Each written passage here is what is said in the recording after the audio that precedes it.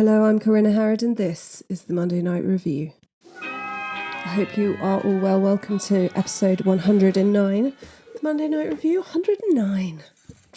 It's quite a few. I have had a lovely... I feel like I'm a bit discombobulated. Last week I spent a couple of days with my tiny baby goddaughter and her mother in Dorset, and we spent the day in Lyme Regis, and I think both of us kept talking about it being Saturday or Sunday, but it was in fact Wednesday. Lyme Regis is one of those places in the UK where, I just kind of love it. It's seaside, ice cream shops. I had the best secondhand bookshop I've been in for a long time, and there's a certain hard to describe atmosphere about southern seaside towns. So I definitely recommend going. It's on a steep hill, so be prepared for that. But we had a lovely time. I'm kind of desperate to go back. Thanks also for all the messages about last week's episode. I was concerned about doing it. It feels like a very weighty current problem, and I get, as I suppose lots of people do, worried that I'm not going to give it the justice and the gravitas it deserves. But I really appreciated your messages, and for those of you who have written to your MP. And because we were all so frustrated with the not guilty verdict, I'm going to give you not one, not two, but 3 guilty verdicts this week. We are going to talk about the Crumbles Murders. My sources for this are Irene Monroe and the Beach Murder book by, I cannot remember his name, I'll put it in the show notes hopefully if I remember, Sussex World. Lots and lots of things from the British newspaper archive, which is really interesting. It's classic British newspaper archive fodder. It's sort of really what I love about doing the research, is seeing just the way things are reported then and now. We're off. I was rootling around for what I felt in the mood for doing this week. And I think Lyme Regis played a part, because we're off to Eastbourne today. But first off, we're in London and we're going to talk about Irene Violet Monroe. She's born on the 23rd of November 1902 in Brighton to Flora, who's originally from Edinburgh, and apparently William, a coal merchant. We don't know much about Irene's father, though her birth certificate has a blank space where his name should have been. So in all likeliness, her parents were not married, and it could be that they were not even in a long-term relationship. Irene was brought up by family with foster brothers and sisters, whilst her mother worked as a cook in private households, and she attended primary school in Hove, which is on the south coast, and later got a scholarship to East Hove Higher Grade Girls' School, though she left a few years early to go with her mother to London. So we know that she is clever.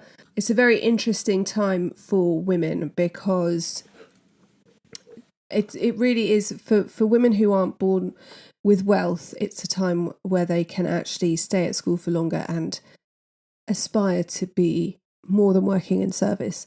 In London, Flora worked as a housekeeper in fashionable South Kensington, and she and Irene lived in rooms in the basement. And Irene went to William Street Central School in West Kensington and made friends with Marion Ada Beasley, known as Ada, who would basically remain her bestie.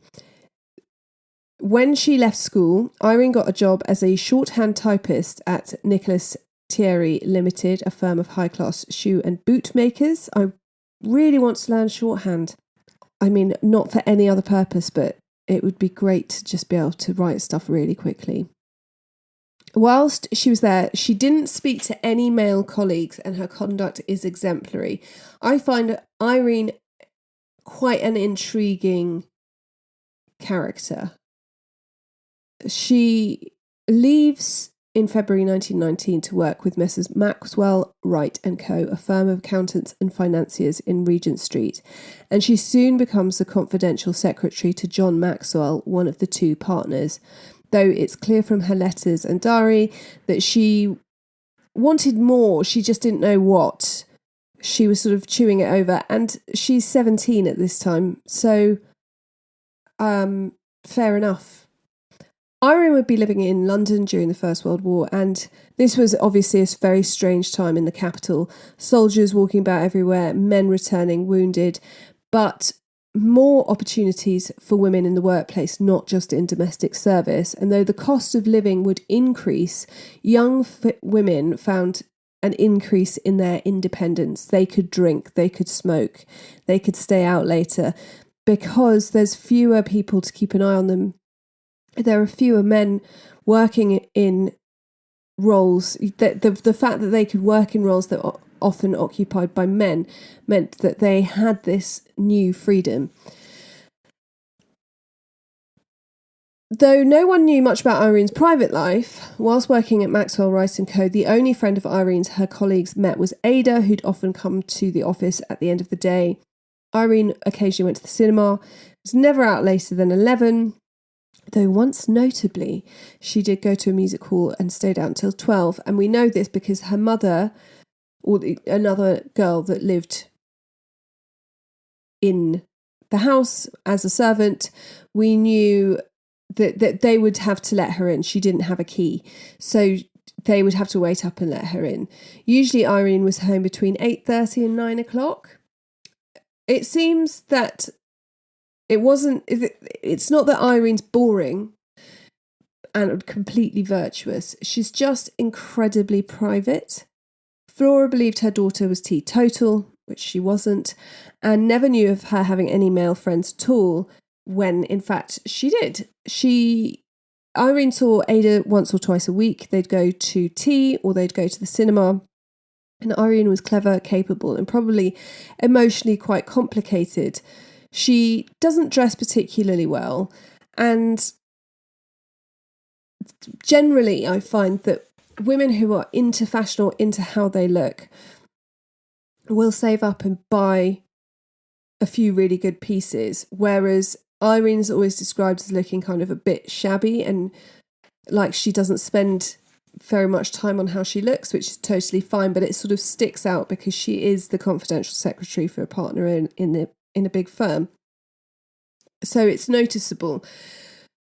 We also know from her diary that she daydreamed about spending money on clothes, but also more time in the countryside. So I wonder if, she's late teens, it's just a bit of a conflict between wanting to dress glamorously to fit in that London way where you don't have to worry about money, but then also wanting to be in the countryside where fashion is completely different.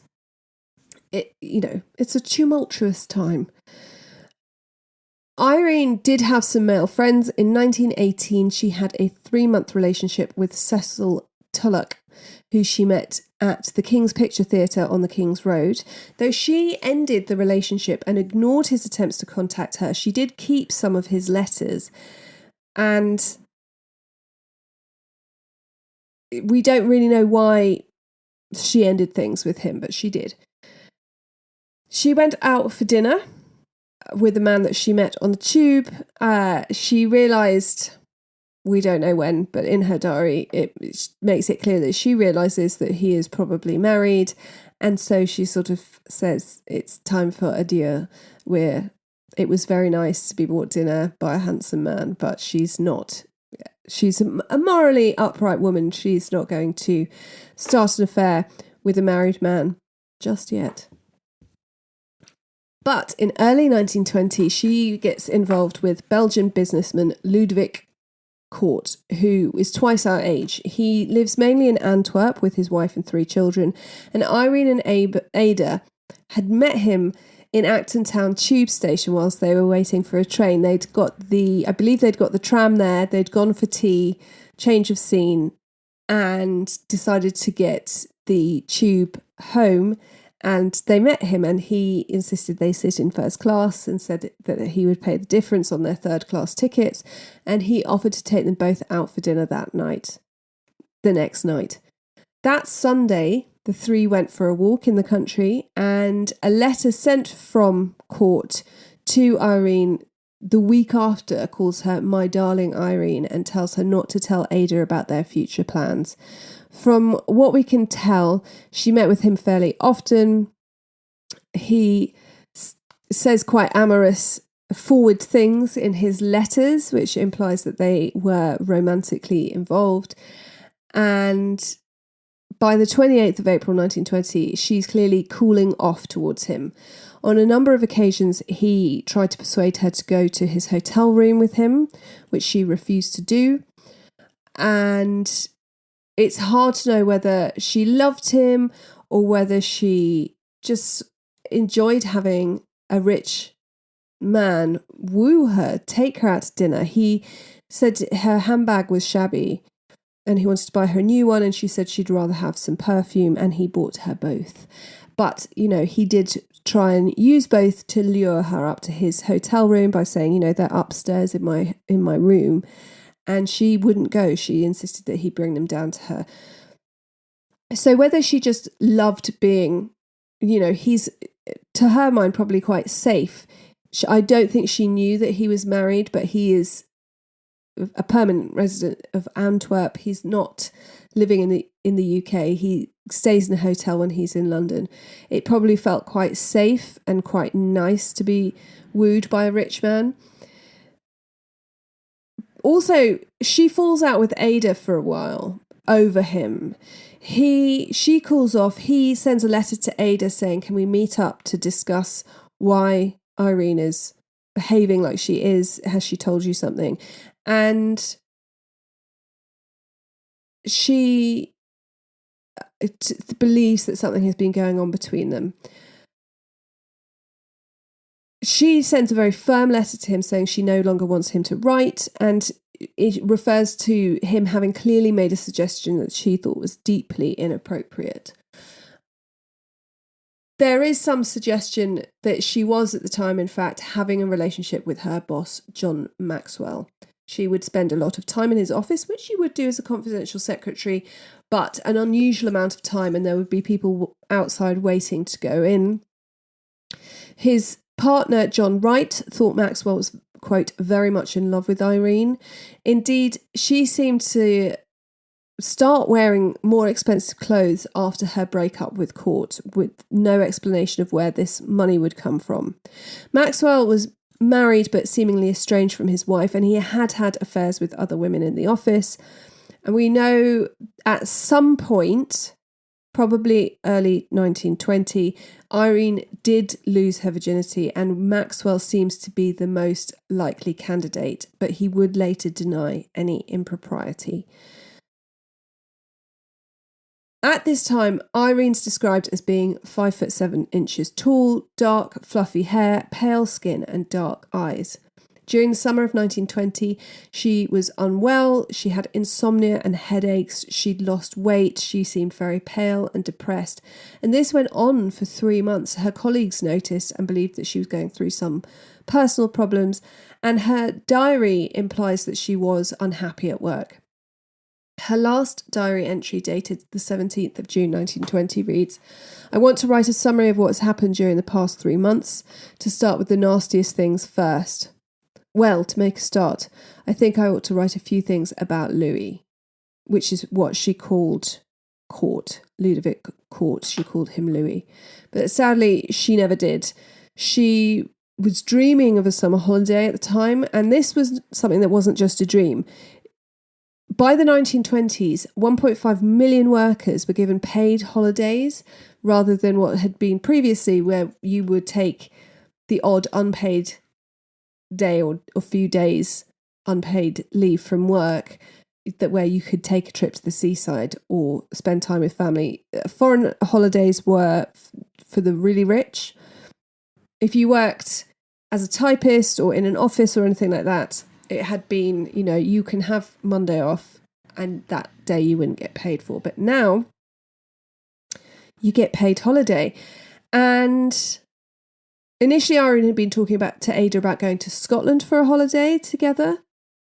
And they'd also thought about renting a cottage in Dartford. But for whatever reason, Irene decides that she wants to go alone somewhere to the south coast. There's a lot of talk between her and Ada and her mother, which we have in letters, which seem to imply that they're worried that she'll get lonely. She's worried that she'll get lonely, but she seems determined to do it anyway.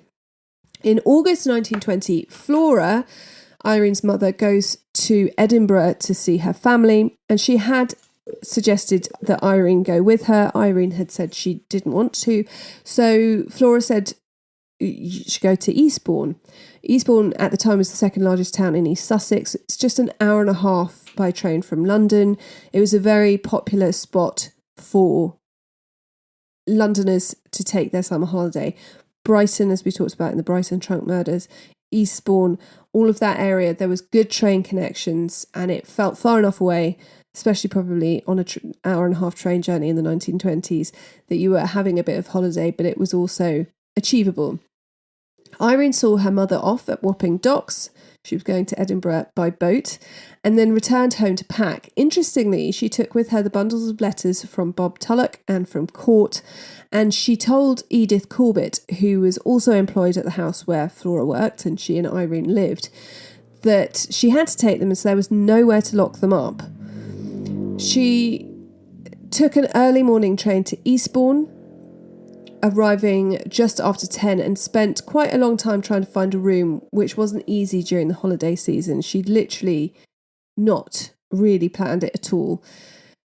She eventually found a nice room at 393 Seaside and wrote to her mother and Ada that evening, informing them of her safe arrival. She went to Frederick Clement's jewellers to buy a present for a man she described as her uncle, but was in fact John Maxwell, her boss.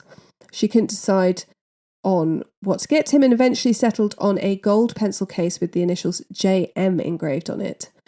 By pre-arrangement, Monroe paid her landlady, Mrs. Ada Wynyett, the cost of her room, which was 30 shillings, in advance, and Mrs. Wynyett later stated that she quickly warmed to Irene. She thought she was sweet, charming, a really nice girl.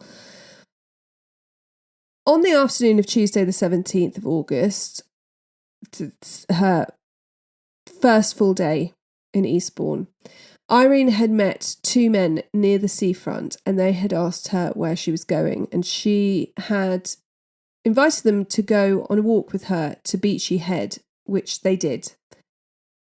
They made plans to meet the next day. So on Wednesday, she had breakfast in her room, went out in the morning, and returned in the middle of the day. In the afternoon, she went to see Pevensey Bay, walking there and back across the stretch of land known as the Crumbles. A witness saw her walking with two men. She gets back to her lodgings at about 9:45, possibly having spent the evening at the circus that was in town. Now, on Thursday the 19th of July, Irene's landlady noticed that Irene seemed down. She didn't seem her usual cheerful self, and Irene said to her that she'd wish she'd gone to Edinburgh with her mother. And Irene sat on the beach that morning, wrote a letter to her mother asking for her to send money. She then went back to her lodgings and left again at about 3 p.m. A man painting the outside of the house saw Irene walking towards the Crumbles with two men. They were laughing and smiling, and he was able later to give a very good description of them.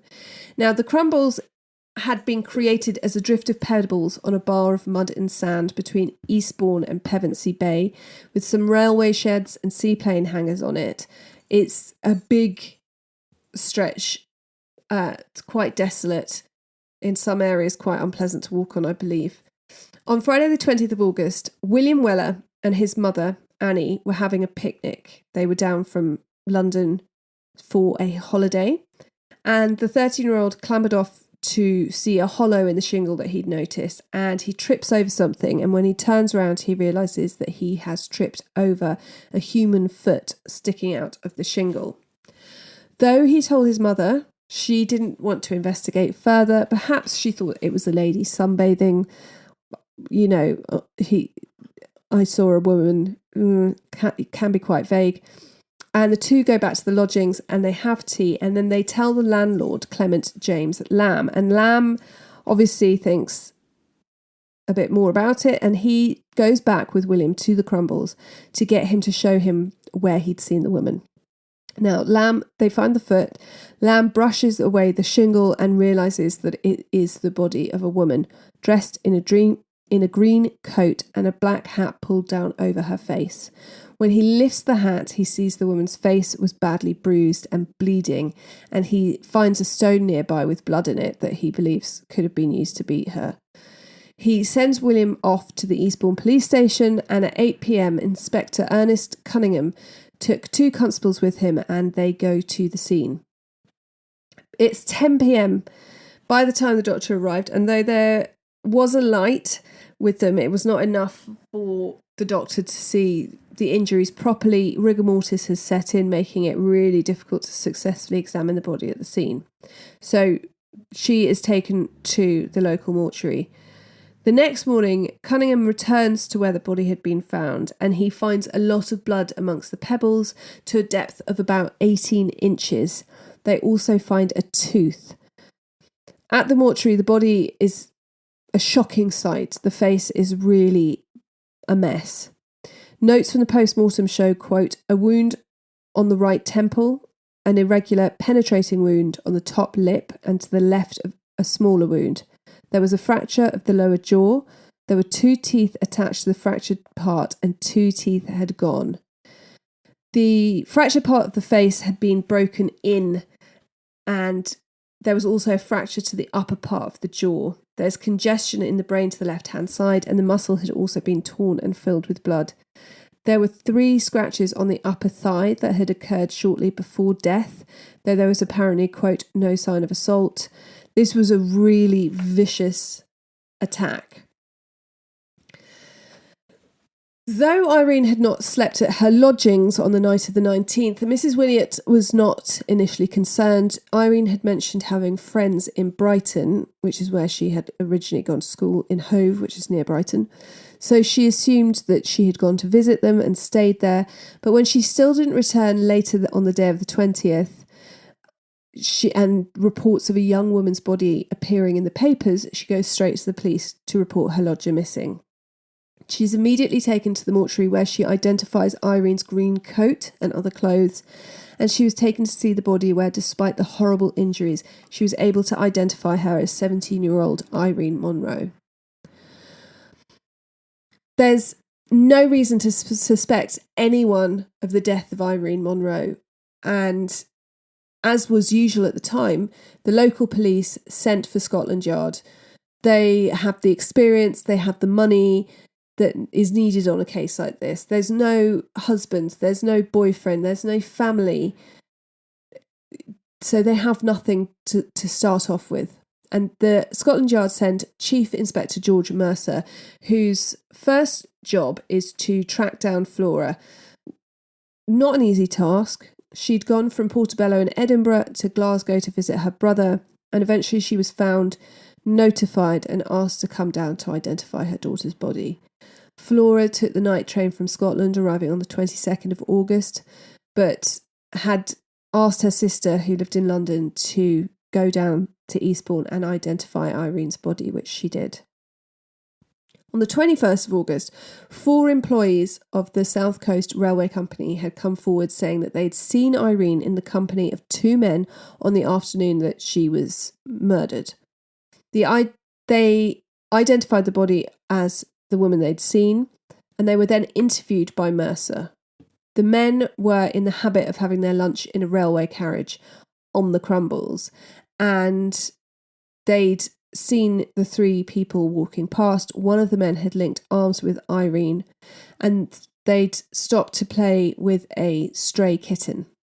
The men said they were, quote, very jolly, laughing and joking and seemingly having a really good time, and it was determined that she had been carrying a bag.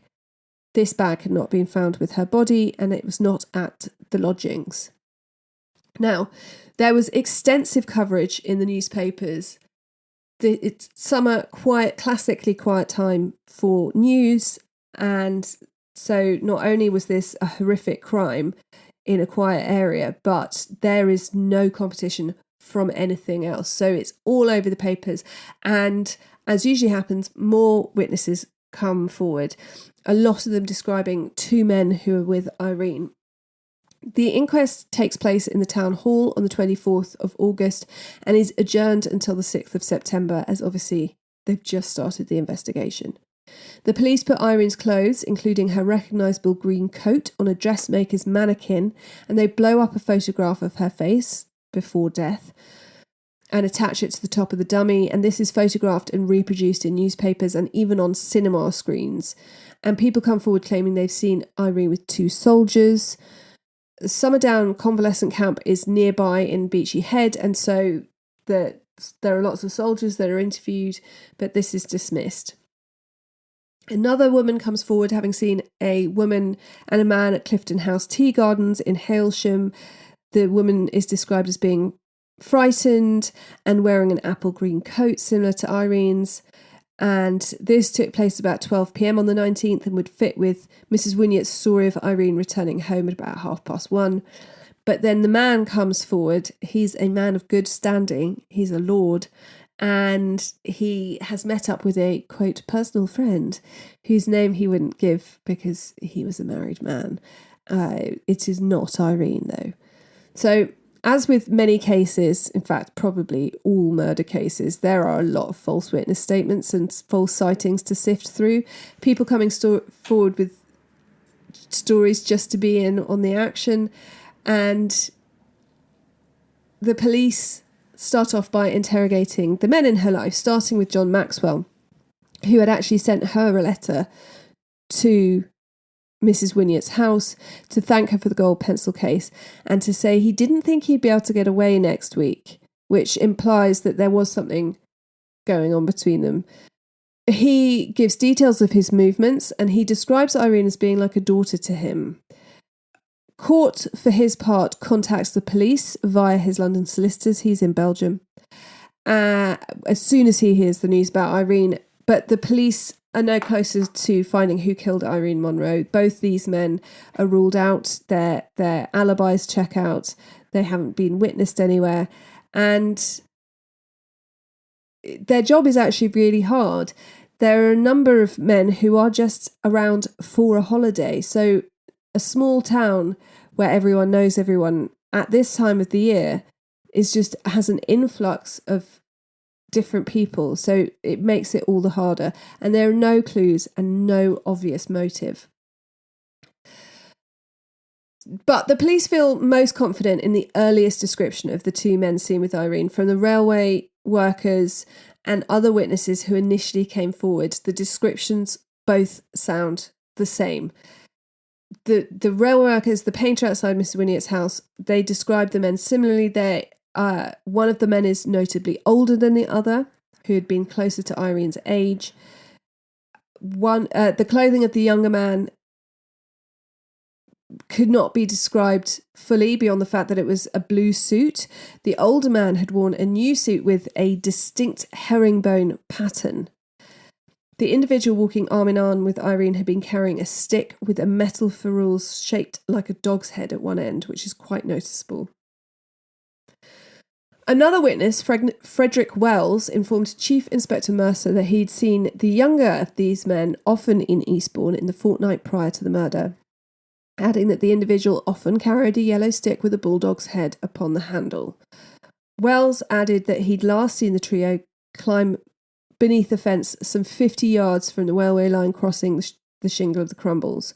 On the 24th of August, Wells accompanies the police around Eastbourne, where he soon notices the 2 men that he's witnessed with Irene, and they are talking to 3 young women. The 2 men are William Gray and Jack Field, and they are immediately arrested on suspicion of murder on the afternoon of the 24th of August and are questioned, though the labourers who had seen Irene with the 2 men on the afternoon of her death failed to identify either man in the lineup, and they are released from custody on the 26th of August. They both seem really casual. Jack Field says, "We've been expecting it. We both own grey suits," which seems sort of odd because I don't feel like every man who owned a grey suit was expecting to be arrested. Both men said they'd spent the afternoon of the 19th in the company of each other at the Albemarle before returning to Gray's home, where they'd eaten supper made by Gray's wife, and then they'd gone to the Hippodrome. However, Police were able to find a number of eyewitness accounts that disproved this.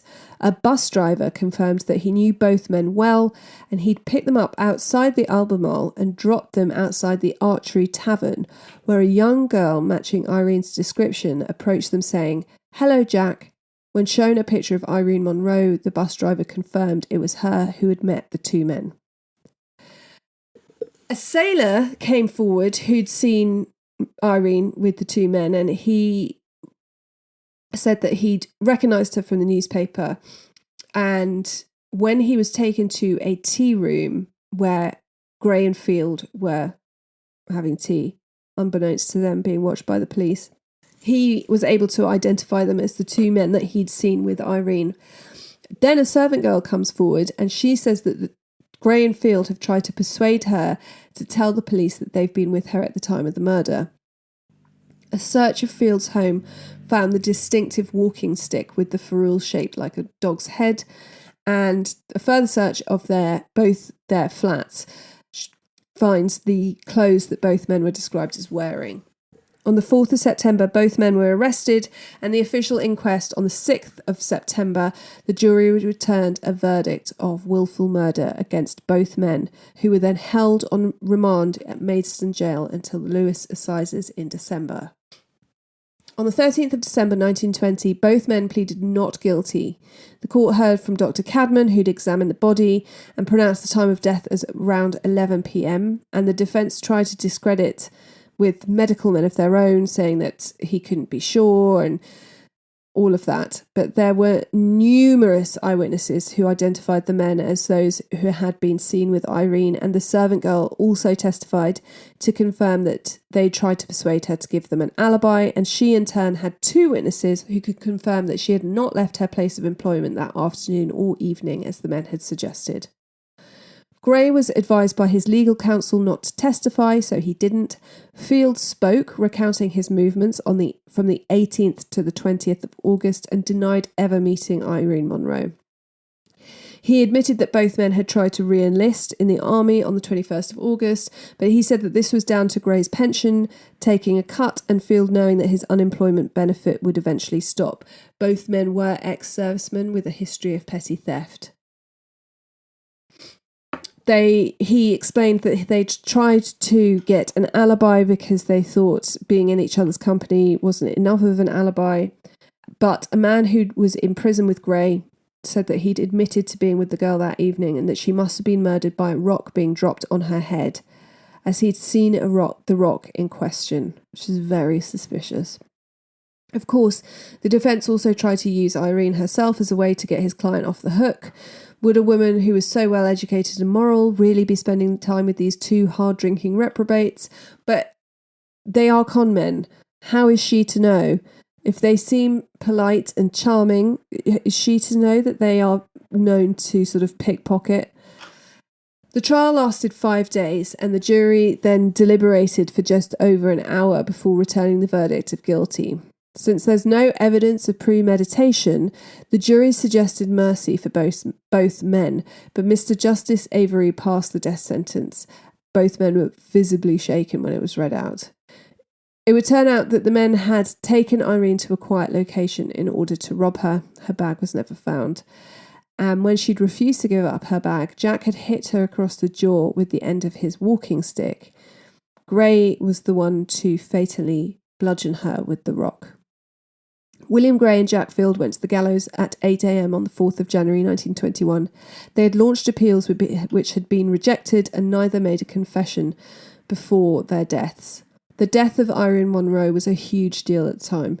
Eastbourne, though not exactly crime-free, was a place where families went for summer, but it would only be a few years later that another crime would make the front page. And weirdly, this one is much more well-known, this next one. And they're tied together as the Crumbles Murders, even though they're not linked. But you may also know this one as the Bungalow Murder. In 1923, Emily Kay was 37 and was working as a shorthand typist and private secretary to the father of author Ian Hay. She was unmarried and had savings estimated at £500, which is the equivalent of about £38,600 in today's money. Sometime in August, she met Patrick Mahon, who is sales manager at the Sunbury-on-Thames firm Consols Automatic Aerators Limited, and not long after they began an affair. Within 3 months, Emily was pregnant. She was thrilled, and she gets flu. She goes to recuperate in Bournemouth in March 1924, and Mahon went and stayed with her and gives her this beautiful engagement ring. Emily returns to work and tells her friends that they're going to get married and emigrate to South Africa. And around this time, she starts to take money out of her savings to give to Mahon as an investment in their future life together. However, Patrick Mahon was not the man that Emily thought he was. Though brought up well with above average intelligence and attending the church and marrying his childhood sweetheart Jessie in 1911, he's arrested for burgling the home of a clergyman, stealing £123 from his employers, whilst at the same time abandoning his wife and running off to Ireland with another woman. He received a formal caution and his wife Jessie forgave him, but he then loses his job at a dairy farm for stealing £60, and this time he ends up in prison for a year. When he's released, he moves with Jessie to Caen in Wiltshire, where their 2 daughters are born, and where Mahon develops a gambling habit. In 1916, a servant girl in a house in Surrey discovers Mahon trying to burgle the house where she works, and he attacks her with a hammer, hitting her in the head 9 times. Just before she lost consciousness, he asks her where the keys to the safe are, but when she comes round, he's cradling her and begging her forgiveness. Miraculously, the girl survived, apparently down to her marvellous head of hair, and Mahon is sentenced to 5 years in prison. When he's released in 1919, his poor wife gets him a job where she's working as a secretary, and that's at the Sunbury-on-Thames firm Consols Automatic Aerators Limited that we talked about earlier. And as we know, this is where he met Emily. And now we know Mahon is not a good man. So he's afraid that his wife is going to find out that once again he's been unfaithful.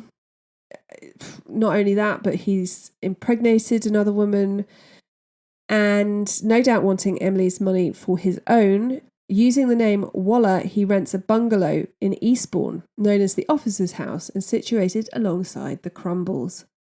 Emily arrives in Eastbourne on the 7th of April and stays at a hotel until the 12th, when she goes to the Officer's House. And Mahon has told his wife that he's going to be away with work, and he tells Emily to meet him at the station at the 12th. And at an ironmonger's near Victoria Station before he gets the train, Mahon purchases a 10-inch chef's knife and a tenon saw. On the 14th of April, Emily writes to a friend saying that they're going to London to get Mahon's passport sorted, then they're going to go to Paris for Easter, and then they're going to spend 2 weeks in Eastbourne before heading for their new life in South Africa. Mahon's account of what happened to Emily varies and is no doubt completely untrue, but it's what we've got to go on. He says that they argued that night and she threw an axe at him, which missed, but he then attacks her and they struggle and she falls over, hitting her head on the coal scuttle. He realises that she's dead. He covers her body with a fur coat and then stores her in a trunk. I don't think this is what happened. I think he killed her as he'd planned to do all along, and I can only hope that she knew very little of it. Just to make Mahon even more of a douche canoe, he then invites another woman, Ethel Duncan, to spend the Easter weekend at the bungalow with him. They had met in Richmond Station, where Pat, as he introduced himself to her, had walked her home. He had told her that he was unhappily married, and she agreed to meet him at Charing Cross the next day. And over dinner at Victoria Station, he asked her if she wanted to spend the Easter weekend with him at the bungalow he had rented, and Ethel agreed. So we know that he was already planning on Emily not being there. Kind of awkward if Ethel turns up and Emily's there. The following day, Mahon sends her a telegraphic order for £4 and a telegram with instructions to meet him at Eastbourne railway station the following evening. Ethel's waiting at the station. Mahon arrives and on the 18th of April, and she notices that his wrist is bandaged, and he says it's the result of helping a lady who fell off the bus. He was saving her life. Mahon and Ethel spend 3 days at the bungalow together. He spends extravagantly. He insists that they dine at lavish restaurants. They go to the London Palladium one night. Now, Ethel would later say that she knew that another woman had been at the bungalow. She found cosmetics on the chest of drawers in the bedroom, a pair of buckled shoes, but Mahon says that his wife had been down at the bungalow before Easter. The next day she sees Mahon changing the locks on one of the bedrooms in the bungalow that she hasn't been into, and she notices a big brown trunk in the room, and in the end, failing to change the lock, Mahon screws the door shut. The two part company on Easter Monday. Mahon then returns to the officer's house where he proceeds to dismember Kate's body. I'm going to talk about it because it's quite extreme. You might want to skip forward a bit. I wouldn't recommend eating while you listen to this bit. Her head, feet and legs were removed and then incinerated in the fire at the bungalow. Mahon then smashed the skull and bones up and sprinkled them over the wall. No parts of Emily's skull were ever found, though a section of her jawbone and some teeth were found in a nearby rubbish mound. He then goes to the bungalow again on the 26th to carry on with his ghastly business, severing the arms from the torso and then cutting up her body. He boiled some sections of the body, which he then placed in paper bags and threw from the window of the train on his way back to London. This is all very gross, but Patrick Mahon may well have got away with it had it not been for Jessie. Since his release from prison, she had suspected that he may well have been carrying on with another woman, and she had hired a private detective named John Beard. Searching through the pockets of her husband's suits on the 1st of May, Jessie discovered a race card and a left luggage ticket dated the 28th of April for a bag currently deposited at Waterloo Station. Presenting the ticket to Beard, they go to Waterloo Station to find that it's a Gladstone bag, which is locked, but through the lock they can see there's a large knife and a blood-stained cloth in there. And Beard realises that this is a bit more serious than originally anticipated, and he persuades Jessie to return the ticket to her husband's suit. He contacts Scotland Yard to report this discovery, and Inspector Percy Savage extracts a small sample of cloth from the bag to undergo forensic analysis, which reveals that the stains are, in fact, human blood. So 2 undercover policemen are then sent to the station, and they watch the bag. They're there until Mahon comes to collect the bag. So at 6:15 p.m, I believe it's on the 2nd of May, Mahon goes to Waterloo to retrieve the bag, and he is arrested and escorted to Kensington Police Station and then on to Scotland Yard where the bag could be examined. When it's opened, they find female clothing, a cook's knife, all of which are heavily stained with blood and grease and sprinkled with disinfectant, and a canvas racket bag with Emily's initials on. When questioned, Mahon said that he was so fond of dogs that he used the bag to carry around meat so that he could just feed them whenever he felt like it.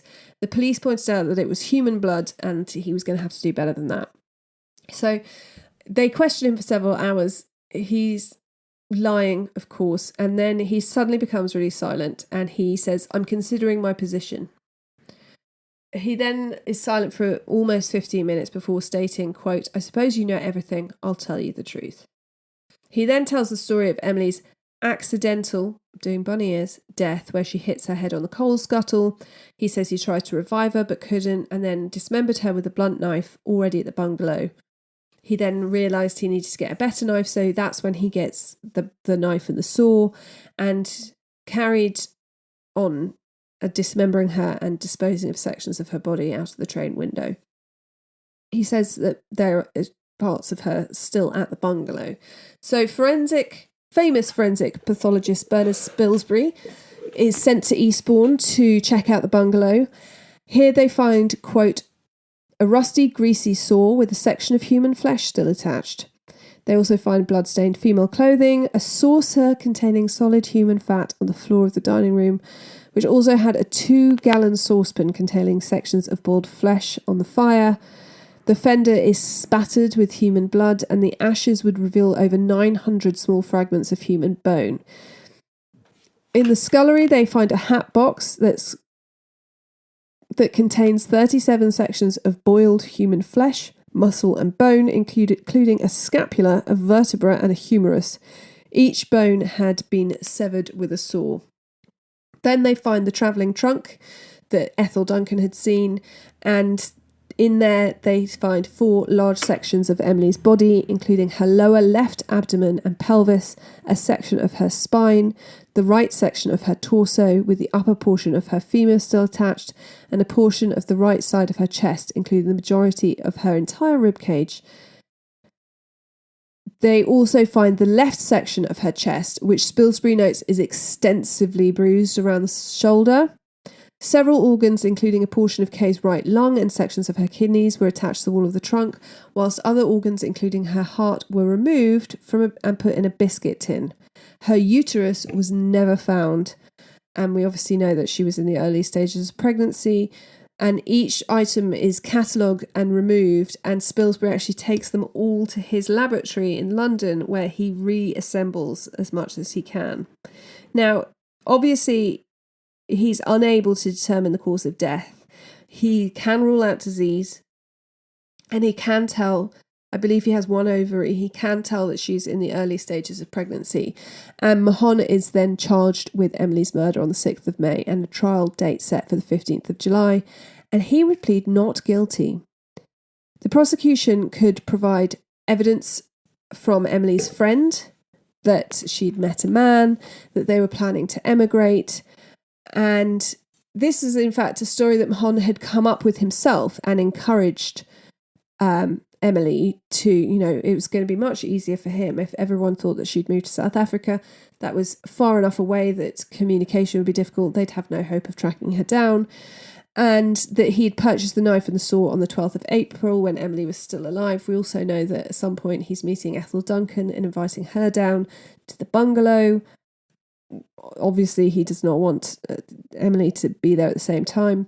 Spilsbury testifies, confirming that Emily could not have died from hitting her head on the coal scuttle. I believe I read somewhere that they find the coal scuttle, and not only is it not dented, not blood splattered, hasn't got anything on it to show that she's hit her head, but it's also the sort that is very soft metal.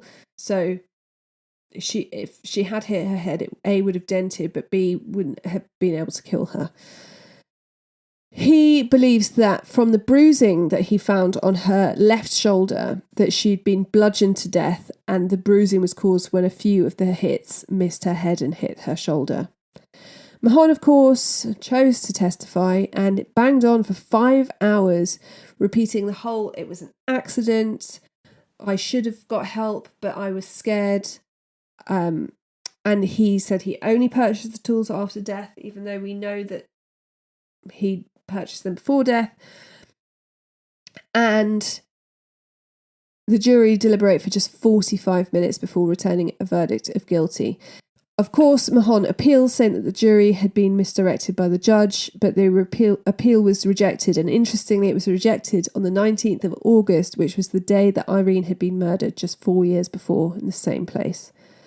He protested his innocence until his death and allegedly tried to jump out of the way of the trapdoor as it opened, which didn't work. I read somewhere that he died within 15 seconds, which is possibly the best thing about this story for him, not for anyone else. And that is the Crumbles murders. 2 murders with fairly similar circumstances, although the 2 women involved, obviously there's 20 years between them in age. But Irene seems to I just find Irene quite an intriguing character. She was obviously moral in terms of some places have implied that she was free and easy with men. She was not. We know that she'd fallen out with Court because she had refused to go out to his hotel room and she found things that he said a bit forward. I believe she was seduced by John Maxwell, but I also feel that that is a very different situation. That is someone who she'd worked with confidentially for a while, who had gained her trust, who probably played a slow game and who she possibly really loved, rather than these men that she meets on the tube or in the cinema, where she is, very definite about, even had she not done anything, going up to a man's hotel room has definite connotations of impropriety at the time. And she made sure that that wasn't the case.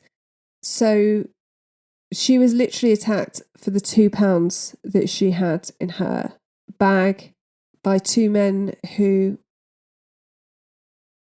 were chancers, who weren't probably morally great at any point, but who'd also come back from the war and not had any work.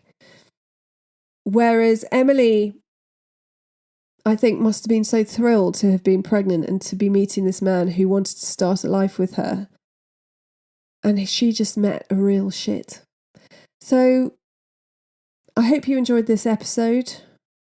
I love to hear from you. Send me an email at themondaynightrevue@gmail.com. I don't know why I always say at the beginning, as if it's a website. Or you can find us on social media at The Monday Night Review.